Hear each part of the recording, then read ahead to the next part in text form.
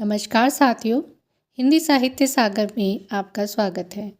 हम पढ़ रहे हैं आचार्य रामचंद्र शुक्ल का हिंदी साहित्य का इतिहास, जिसमें हमने कल प्रारंभ किया था प्रकरण 3 आदिकाल का प्रकरण 3, जिस आदिकाल को आचार्य रामचंद्र शुक्ल ने वीरगाथा काल नाम दिया।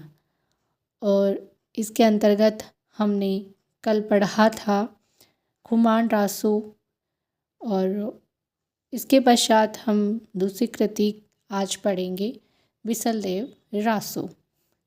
जो बिसलदेव रासो है, यह साहित्य नरपति नालय का माना जाता है।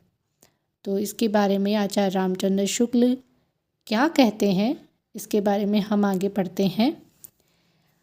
बिसलदेव रासो। बिसलदेव रासो नरपति नालय कवि विग्रहराज चतुर्थ उपनाम बिसलदेव का समकालीन था। कदाचित यह राजकवि था और इसने बिसलदेव रासो नामक एक छोटा सा 100 पृष्ठों का ग्रंथ लिखा है, जो वीर गीत के रूप में है। ग्रंथ में निर्माण काल यों दिया गया है। किस प्रकार दिया गया है? 12 से बहोत्तरा मझारी जेठ बदी नवमी बुधवारी, नाल रसायन आरंभ भई शारदा टूटी ब्रह्म कुमारी। इसके अंतर्गत जो बिसलदेव रासो का जो समय है उसको बताया गया है। 12 से 72 का स्पष्ट अर्थ 1212 है। 72 जो शब्द है वह बहुत्तर यानी कि द्वादशोत्तर का रूपांतरण है। अतः 1272 का अर्थ द्वादशोत्तर 12 से अर्थात 1212 होगा। गणना करने पर विक्रम संवत 1212 में जेठपदी नवमी को बुधवार ही पड़ता है। कवि ने अपने रासों में सर्वत्र वर्तमान काल का ही वर्णन किया है या प्रयोग किया है। तो इससे यह माना जा सकता है कि जो कवि है इस बिसलदेव रासो का, वह उसका समकालीन ही है। तो आगे इसमें लिखते हैं कि जिससे वह बिसलदेव का समकालीन जान पड़ता है। विग्रहराज चतुर्थ यानी कि बिसलदेव का समय भी 1220 के आसपास है और उसके शिलालेख भी, और उसके जो शिलालेख हैं वह भी संवत 1210 से 1220 के प्राप्त हैं। बिसलदेव रासो में 4 खंड है। बिसलदेव रासो में कितने खंड हैं? बिसलदेव रासो में 4 खंड बताए गए हैं। इसके अंतर्गत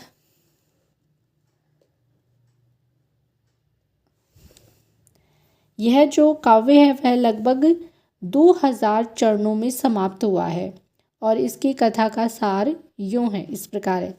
तो बिसलदेव जो रासो है उसके जो कवि हैं वो आचार्य रामचंद्र शुक्ल नरपति नालय को मानते हैं, और वो ये मानते हैं कि एक छोटा सा ग्रंथ था जिसके 100 पृष्ठों में यह ग्रंथ लिखा हुआ है। अब पहले जो प्रारंभ में वो इसको एक वीर गीत के रूप में मानते हैं कि ये वीर गीत के रूप में है, और अंत में वो इसका जो निष्कर्ष है वो ये निकाल के देंगे कि जो ये बिसलदेव रासो है वह इसमें श्रृंगार रस प्रधान है। बिसलदेव रासो के अंतर्गत वर्तमान काल की जो परीक्षाएं हैं उनमें काफ़ी प्रश्न पूछे गए हैं, चाहे वो फर्स्ट ग्रेड हो, सेकंड ग्रेड हो या असिस्टेंट प्रोफेसर हो। बिसलदेव के अंतर्गत ये, और वो भी इस पुस्तक के अंतर्गत पूछा गया कि आचार्य रामचंद्र शुक्ल ने इस बारे में क्या कहा है। बिसलदेव रासो जो ग्रंथ है उनके ये कथन किसका है। तो इस पुस्तक से ही वे प्रश्न पूछे गए हैं। बिसलदेव रासो जो ग्रंथ है उसके अंतर्गत भी काफ़ी प्रश्न पूछे गए हैं कि ये कितने खंडों में लिखा गया है और किस खंड में किस प्रकरण का वर्णन है। ये इसके बारे में भी हम बात करेंगे। और जब प्रारंभ में प्रश्न पूछे जाते थे ना, तो इसमें ये पूछा जाता था कि जो बिसलदेव रासो की नायिका है उसका नाम क्या है। तो हमेशा से जो एग्ज़ामिनर है उनका ये फेवरेट रहा है, बिसलदेव रासो। तो शुरुआत से ही इसके अंतर्गत से प्रश्न पूछे जाते हैं। तो ये जो रचनाएं हैं, आप कृपया करके इनको बहुत ही अच्छे से ध्यान से पढ़कर जाएं।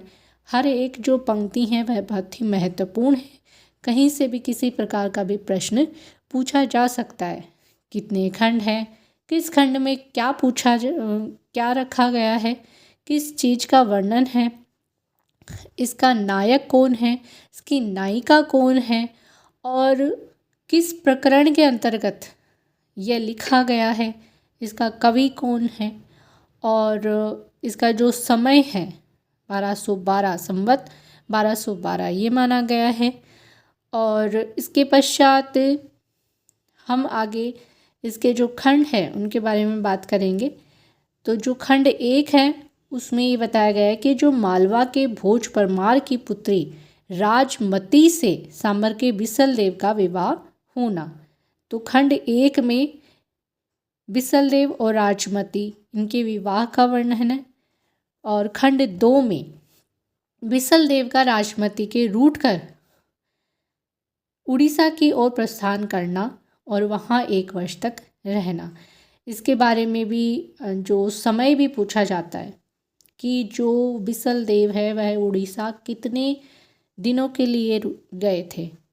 तो कहीं 12 महीने आ जाते हैं, कहीं 12 वर्ष आ जाते हैं, लेकिन 1 वर्ष जो है वो 12 महीने के अंतर्गत आते हैं। तो यही सही है। तो 1 वर्ष भी हो सकता है, 12 महीने भी, कहीं पर 12 महीनों का वर्णन हो जाता है। क्योंकि जब बिसलदेव राजमती को छोड़कर उड़ीसा गए थे तो जो 12 महीने में जो ऋतुएं आती हैं उन सभी ऋतुओं का वर्णन भी इस ग्रंथ में किया गया है। तो इसके अंतर्गत इनका वर्णन मिलता है।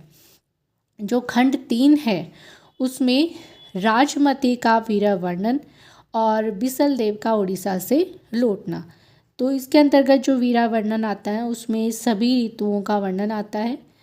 और जो खंड 4 है उसमें भोज का अपनी पुत्री को अपने घर ले जाना और बिसलदेव का वहाँ जाकर राजमती को फिर चित्तौड़ लाना। कि बिसलदेव उड़ीसा से जब 1 वर्ष के बाद लौटे, फिर खंड 4 में जब भोज को अपनी पुत्री के बारे में पता चला कि इस प्रकार से वह बिसलदेव उसे रूट कर उड़ीसा चला गया है, तो वो उनको वहाँ से ले आए। और फिर जो बिसलदेव है वो राजमती के पास जाकर उनको मनाकर लेकर आते हैं चित्तौड़ में। तो ये कहानी इसके अंतर्गत आती है। तो आप इस चीज़ को थोड़ा याद रखिएगा कि बिसलदेव जो ग्रंथ हैं उसके अंतर्गत क्या महत्वपूर्ण चीज़ें हैं, ये सब इसमें आएंगी।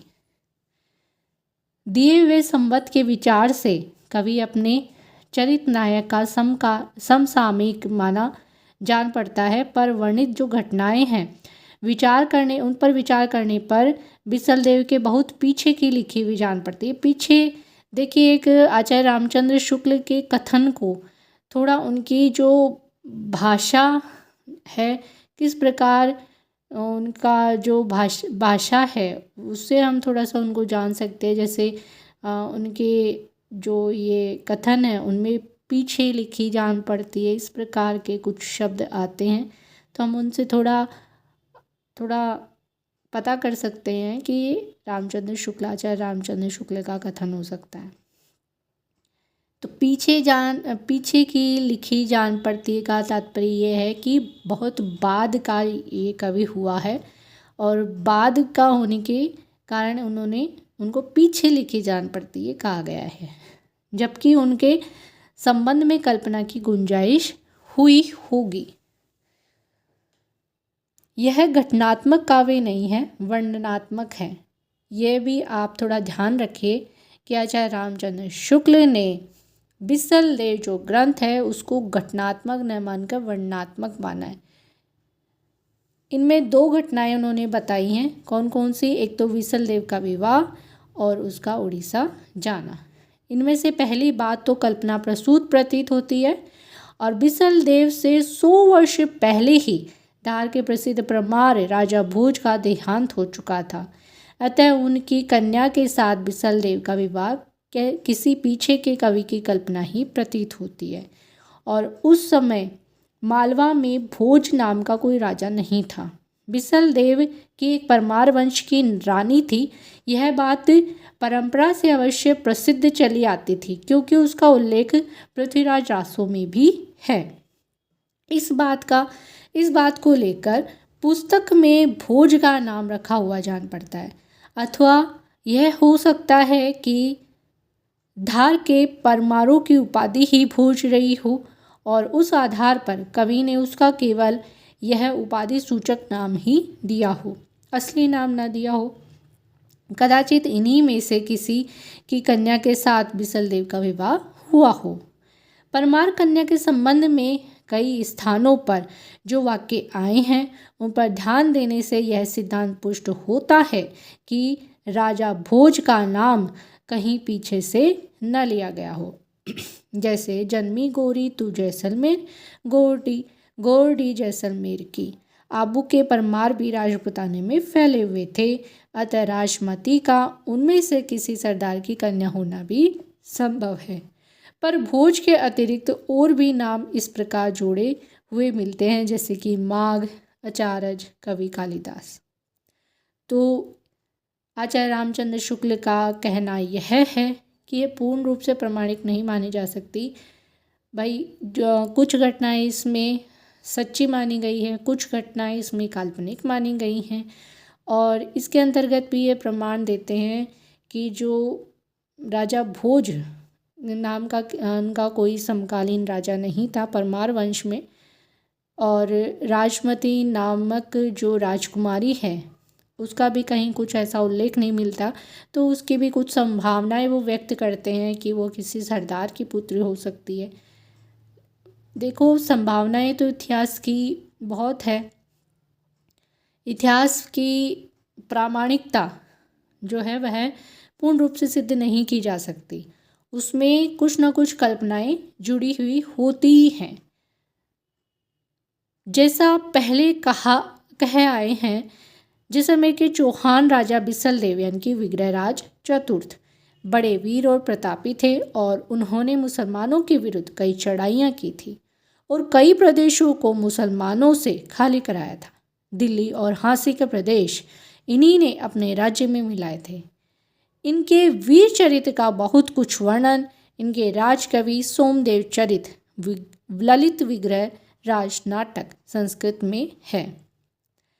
तो जो राजकवि सोमदेव हैं वो बिसलदेव के समकालीन कवि माने जाते हैं। उनके राज दरबारी कवि थे वो, जिसका कुछ अंश बड़ी बड़ी शिलाओं पर खुदा हुआ मिलता है। राजपुताना म्यूजियम में ये सुरक्षित है। पर नालक के इस बिसलदेव रासों में जैसा कि होना चाहिए था, न तो उक्त वीर राजा की ऐतिहासिक चढ़ाइयों का वर्णन है और न ही उनके शौर्य पराक्रम श्रृंगार रस की दृष्टि से विवाह और रूठकर विदेश जाने का प्रोषित पतिका के वर्णन के लिए मन माना वर्णन है। अब प्रोषित पतिका एक नायिका को कहा जाता है। कौन सी नायिका? ऐसी नायिका जिसका जो पति है वह विदेश चला गया हो। तो इस प्रकार के हमारे व्याकरण में प्रश्न पूछे जा सकते हैं। और जो हमारी बिहारी जी की जो सतसई है उसमें भी इस प्रकार के प्रश्न आते हैं। उनके दोहे या इस प्रकार की इस दोहे में ऐसी नायिका है, इस दोहे में ऐसी नायिका है, जो हमारे सिलेबस में ऐड किया हुआ है। तो ये थोड़ा सा आप ध्यान रखिएगा कि प्रोषित पतिका किसे कहा जाता है? ऐसी नायिका जिसका जो पति है वह उसे छोड़कर विदेश चला गया हो। अतः इस छोटी सी पुस्तक को बिसलदेव जैसे वीर का रासो कहना खटकता है। थोड़ा हम इसको देख लेते हैं। पर जब हम देखते हैं कि यह कोई काव्य ग्रंथ नहीं है, केवल गाने के लिए रचा गया था, तो कुछ समाधान हो जाता है। तो शुक्ल जी कहते हैं कि हो सकता है कि ये जो रासो है ये सिर्फ गाने के आधार पर ही रचा गया हो, गाने के लिए ही रचा गया हो। भाषा की परीक्षा करके देखते हैं। भाषा के बारे में हम बात करते हैं कि जो विसलदेव रासो की भाषा है वह किस प्रकार की है। तो वह साहित्यिक न होकर कैसी है, राजस्थानी है। तो वह साहित्यिक नहीं, राजस्थानी है। जैसे सुकई छे इनकी सूखता है, पाटन थी पाटन से, भोज तना भोज का, खंड खंडरा खंड खंड का इत्यादि। इस ग्रंथ से एक बात का आभास अवश्य मिलता है, वह यह कि शिष्ट काव्य भाषा में ब्रज और खड़ी बोली के प्राचीन रूप का ही राजस्थान में भी व्यवहार होता था। साहित्य की सामान्य भाषा हिंदी ही थी, जो पिंगल भाषा कहलाती थी। तो जिस खड़ी बोली में ब्रज के शब्द मिले हुए होते, ब्रज मिश्रित जो भाषा होती थी ना, जो हिंदी, उस भाषा को पिंगल कहा जाता है। और राजस्थानी शब्दों से मिश्रित जो हिंदी है उसको डिंगल कहा जाता है। तो ये शैलियाँ हैं, भाषा की शैलियाँ हैं। तो आप इस बात को ध्यान रखें कि पिंगल शैली जो है उसमें हिंदी में जो ब्रज भाषा के शब्द मिले होते वो पिंगल शैली, और जिस हिंदी खड़ी बोली हिंदी में राजस्थान के शब्द मिश्रित होते हैं वो डिंगल शैली कहलाती है। इसके पश्चात हम आगे बात करेंगे। विसलदेव रासों में बीच बीच में बराबर इस साहित्य भाषा को मिलाने का प्रयत्न दिखाई पड़ता है। भाषा की प्राचीनता पर विचार करने के पहले यह बात ध्यान में रखनी चाहिए कि गाने की चीज़ होने के कारण उसकी भाषा में समयानुसार बहुत कुछ फेरफार होता आया है, क्योंकि जैसे जैसे समय बीतता है वैसे वैसे भाषा में काफ़ी परिवर्तन होता जाता है। और ये जो कृतियाँ यह तो बहुत सैकड़ों वर्षों पुरानी हैं। ये सभी कृतियाँ तो निश्चित ही इनमें अंतर हो जाता है। इसके पश्चात हम आगे बात करेंगे कि भाषा की प्राचीनता पर विचार करने के पहले यह बात ध्यान में रखनी चाहिए कि गाने की जो चीज़ होने के कारण इसकी भाषा में समयानुसार बहुत कुछ हेर फेर होता आया है, पर लिखित रूप में रक्षित होने के कारण इसका पुराना ढांचा बहुत कुछ बचा हुआ है। तो शुक्ल जी ये भी मानते हैं कि हाँ, ये गाने के लिए अगर इस रासो को रचा गया है तो भाषा में स्वाभाविक रूप से हेर फेर हो जाता है, अंतर पड़ जाता है, लेकिन ये लिखित रूप में रक्षित किया गया है। लिखित रूप में रक्षित होने के कारण इसका जो मूल ढांचा है वह थोड़ा बहुत बचा हुआ है। अब एक जो कृति है वह हम पढ़ेंगे, जैसे आलाखंड है, परमाल रासो जिसको कहा जाता है, वह मौखिक चला आ रहा है। तो मौखिक जो वर्षों पुरानी मौखिक रूप से चली आ रही जो बातें हैं, जैसे हमारे गीत हैं, राजस्थानी गीत मान लीजिए, आज तक चले आ रहे हैं, जैसे कि एक पीढ़ी से दूसरी पीढ़ी जो है वह सुन सुन के उनको सीखती है, और सुनकर सीखने से बहुत कुछ उनमें हेर फेर भी हो जाता है, फेर बदल हो जाता है, ये स्वाभाविक है। तो इसी प्रकार ये बात कर रहे हैं, लेकिन जो विसलदेव रासो है वह थोड़ा लिखित रूप में रक्षित है, इसलिए इसका जो ढांचा है, मूल ढांचा है, वह थोड़ा बहुत बचा हुआ है। इसके जो कुछ उदाहरण वो आगे देते हैं, जैसे कि उदाहरण के लिए मेलवी मिलाकर या जोड़कर, चित है चित में, रणि रण में, प्रापिजय प्राप्त हो या किया जाए, इणी विधि इस विधि, ईसऊ ऐसा, बाल हो बाला का, और इस प्रकार नयर नगर, पसाऊ प्रसाद, पयोहर पयोधर आदि प्राकृत शब्द भी इसमें मिलते हैं, जिनका प्रयोग कविता में अपभ्रंश काल से लेकर पीछे तक होता रहा है। इनमें आए हुए कुछ फारसी, अरबी, तुर्की शब्दों की ओर भी ध्यान जाता है, जैसे कि महल, इनाम, नेजा, ताजनो आदि, जैसा कहा जा चुका है। पुस्तक की भाषा में फेरफार अवश्य हुआ है, अतः ये शब्द पीछे से मिले हुए भी हो सकते हैं और कवि द्वारा वृहत भी। कवि के समय से पहले ही पंजाब में मुसलमानों का प्रवेश हो गया था और वे इधर उधर जीविका के लिए फैलने लग गए थे, अतः ऐसे साधारण शब्दों का प्रचार कोई आश्चर्य की बात नहीं। बिसल देव के सरदारों में ताजुद्दीन मियाँ भी मौजूद हैं। महल पलाण्यों ताजदीन खुरसाणों चढ़ी चालो गुण। उपयुक्त विवेचन के अनुसार यह पुस्तक न तो वस्तु के विचार से न भाषा के विचार से अपने असली और मूल रूप में कही जा सकती। राय बहादुर पंडित गौरीशंकर हीराचंद ओझा ने इसे हमीर के समय की रचना कहा है।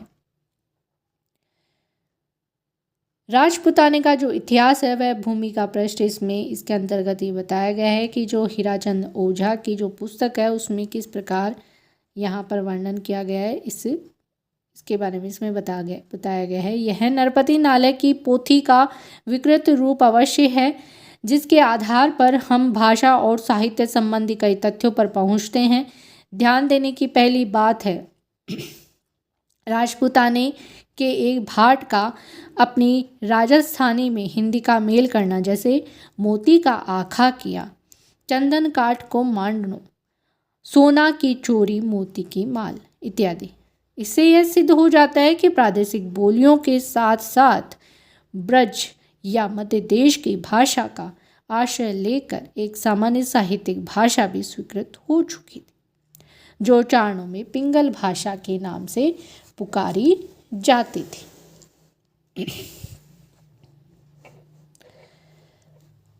अपभ्रंश के योग से शुद्ध राजस्थानी भाषा का जो साहित्यिक रूप था वह डिंगल कहलाता था। तो इसके विषय में हमने पहले चर्चा कर ली थी कि जो राजस्थानी मिश्रित है वह डिंगल कहलाती है और जो ब्रज मिश्रित है वह पिंगल शैली कहलाती है भाषा की। हिंदी साहित्य के इतिहास में हम केवल पिंगल भाषा में लिखे हुए ग्रंथों का ही विचार कर सकते हैं।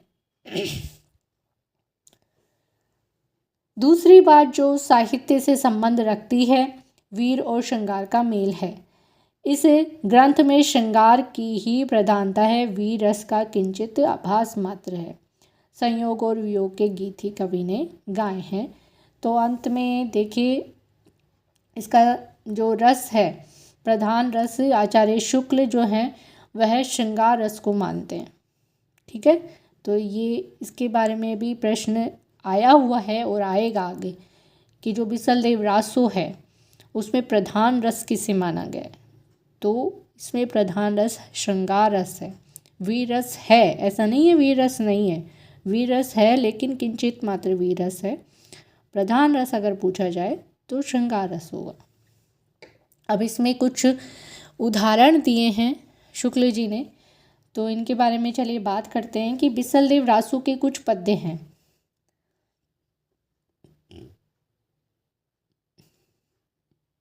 परणबा चाल्यो बिसल राय, चौराशा सहु लिया बुलाए, जान तणी साजती करो, जिरह रंगावली पहर जो टोप। अब इसके अंतर्गत जो बिसल देव रासो है उनके विवाह का वर्णन है कि जो बिसल देव जो राजा बिसल देव है वो परणबा यानी कि विवाह के लिए चल पड़े हैं और उनके साथ उनके सामंत हैं और उनके साहूकार हैं, वो सब उनके साथ बारात में हैं। जान तणी यानी कि जो बारात है उसके साथ उनके हैं। जिरह रंगावली परियो टोप, और उन्होंने मतलब बहुत ही सुंदर वेश धारण कर रखा है। राजा हैं तो उन्होंने बहुत अच्छे से दूल्हे का जो वेश है वह धारण कर रखा है। हुआऊ पैसारो बिसल राव, आवी सयल अंतेवरी राव, रूप अपूरब पेशियई, इसी अस्त्री नहीं सयल संसार, अतिरंग स्वामी सुमिली राती, बेटी राजा भोज की।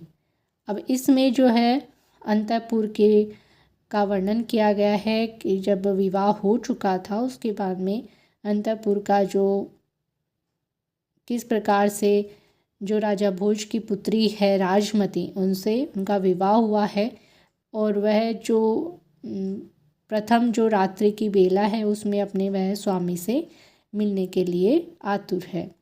तो इसका कुछ वर्णन इसमें किया गया है। फिर इसके बाद में आगे का जो पद्य है, गर्भ करी उभो छई सांभर्यो राव मोह सरीखा नहीं उर भुवाल। माँ घरी सांबर उगई चिहुदिसी थान जैसलमेर गर्वी न बोलो हो सांबरिया राव तो सरीखा घना और भुवाल। एक उड़ीसा को धनी वचन हमारे ही तुमानी जुमानी जू था रही सांबर उगई राजा उन्हीं घरी उगई हीरा खान। अब इसमें ये देखिए इस तीसरे पद्य में जो बिसल देव है और उनकी जो नई नवेली दुल्हन राजमती है उनके आपसी संवाद का वर्णन है। अब जो बिसल देव है वो मतलब जो राजपूत हैं वह बड़े गर्वीले होते हैं और उन्होंने मतलब अपनी बढ़ाइयाँ शुरू कर दी, गर्व प्रारंभ कर दिया। गर्व करके बोलते हैं कि देखो मैं जो राजा हूँ वह कहाँ का हूँ, मैं सांबर का राजा हूँ और मुझ जैसा राजा इस पूरी दुनिया में ही नहीं है, पूरी धरती पर ही नहीं है। महागणी सांबर उगई क्योंकि हमारे घर में क्या उगता है, सांबर, नमक, नमक के पहाड़ है यहाँ पर। इतना धनी हमारी जो धरती है, मेरा जो राज्य है वह इतना धनी है, यहाँ पर नमक के पहाड़ हैं और चारों तरफ जो जैसलमेर है ये चारों तरफ फैला हुआ है। तब इस प्रकार की गर्वीली बातें सुनकर थोड़ा राष्ट्रपति को बुरा लगा। बुरा लगने का ये है कि भाई देख, ये तो पहली रात में ऐसे तो नहीं, मेरी थोड़ी बड़ाई करे, तारीफ़ करे कि हाँ कितनी सुंदर रानी मुझे मिली है, मेरे रूप सौंदर्य का वर्णन करे, ये तो नहीं, बस अपने गर्व की बातें लेकर बैठ गया। तो फिर उसने भी कह दिया कि इतना क्या गर्व करना राजा जी, तुम्हारे तो यहाँ पर है ना नमक के टीले ही हैं, नमक ही निकलता है, लेकिन तुम्हारे जैसे तो इस दुनिया में बहुत से राजा हैं। एक उड़ीसा का राजा भी है, एक उड़ीसा को धनी, एक उड़ीसा में भी एक राजा है। सुनो राजा जी, मेरे जो ये वचन है ना वो थोड़े ध्यान से सुनो। एक उड़ीसा नाम का एक राज्य है, वहाँ पर तुम्हारे तो यहाँ पे नमक ही उगता है, वहाँ पर हीरो की खाने हैं। तो इस प्रकार से राजमती ने उसके जो बिसल देव का जो गर्व है उसको चुनौती दे डाली। ये बताओ ये कोई बात हुई भाई? पहली रात है विवाह की और उसमें राजा और रानी इस प्रकार की बातें कर रहे हैं, वो अपने गर्व को दिखा रहे हैं और राजमती जो उनकी पत्नी है उन्होंने उसके गर्व को चोट पहुंचा दी। अब ये कैसे सहन हो राजा बिसल देव को? और इस प्रकार की बातें सुनकर वो रूठकर उड़ीसा चले गए। आगे वाला हम पढ़ते पढ़ते हैं। कुंवरी कही सुनी सांबरिया राव काई स्वामी तू उलगई जाय कहे हमारे ही जय सुनाई थारी छई साठी अंतेवरी नारी कड़वा बोल न बोल सी नारी तू मो मेल सी चित बिसारी जीव न जीव बगोयनो दव का दाधा कूपली मेलई जीव का दादा नु पुंगरई नालय कही सुनी जई सब कोई। अब जो कवि है वो आगे वर्णन करते हैं, वो कहते हैं कि इस प्रकार के जो वचन राजमती ने बिसल देव को सुनाए, सांबर के जो राव हैं बिसल देव उनको सुनाए। तो इस प्रकार के वचन सुनकर बिसल देव का जो गर्व था वह क्षत विक्षत हुआ और उनको लगा कि मैं अब रूठकर प्रदेश चला जाऊंगा। वो रूठकर प्रदेश जाने के लिए तैयार हो गए। अब जो कवि है वो कहते हैं कि अरे अंतपुर की रानी नारी इस प्रकार विवाह की पहली रात्रि में इस प्रकार की स्वामी को इस प्रकार के कोई कड़वे बोल बोलते हैं क्या? इस प्रकार के कड़वे बोल नहीं बोलने चाहिए। अब देखो वो तुमसे रूठ कर प्रदेश जा रहा है, क्योंकि जो जीभ का जला जो होता है ना वह कभी नहीं पनपता। आग का जला हुआ तो फिर से उसमें कोपल आ जाती है। आग से जला हुआ होता है ना वह तो फिर भी पनप जाता है, उसमें फिर से कोपल आ जाती है, लेकिन जीभ का जो जला होता है वह हमेशा के लिए नष्ट हो जाता है, वह फिर से नहीं पनपता। आगे लिखा है, आव्यो राजा मास वसंत गढ़ माही गुड़ी उछली, जय धन मिलती अंग संभार, मान भंग हो तो बाल हो, इनी परिहरता राज दुआरी। अब इसमें आगे का वर्णन इस प्रकार है कि जो राजा है वह 1 वर्ष के पश्चात घर आता है और उनका जो मिलन का वर्णन है, प्रारंभ किस प्रकार से उन्होंने एक दूसरे को मिला। तो इसमें यह है कि आव्यो राजा जो वसंत ऋतु है वह राजा आते हैं और चारों तरफ जो आकाश में दीप जलाए गए, और यदि वह जो स्त्री थी जो राजमती थी वह शीघ्र ही अगर वह उनसे मिलने चली जाती तो उसका मान भंग हो जाता, क्योंकि वह स्वयं को यह भी मान रही थी कि मैंने तो ऐसा कुछ गलत कहा ही नहीं। वो झूठा ही इस प्रकार से गर्व कर रहा था कि मेरे जैसा जो राजा है वह इस धरती पर ही नहीं है। तो इस प्रकार का अगर झूठा गर्व करेगा तो मुझे तो कुछ बोलना ही पड़ेगा ना। तो स्त्री का मान भंग हो जाता अगर वो जल्दी ही अपने स्वामी से मिलने चली जाती। और आगे है कि मान भंग हो जाता, इन्हीं परी रहता राज द्वारे। और अगर वो शीघ्र इस प्रकार अपना मान अलग रख के उससे राजा से मिलने चली जाती तो राजा भी उसको द्वार पर ही आलिंगन कर लेता। तो ये इसका अर्थ है। आगे हम बात करेंगे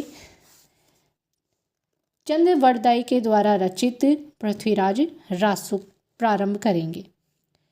तो मिलते हैं कल। पृथ्वीराज रासो चंद्रवरदाई के द्वारा रचित जो रचना है उसको हम कल पढ़ेंगे। तो आप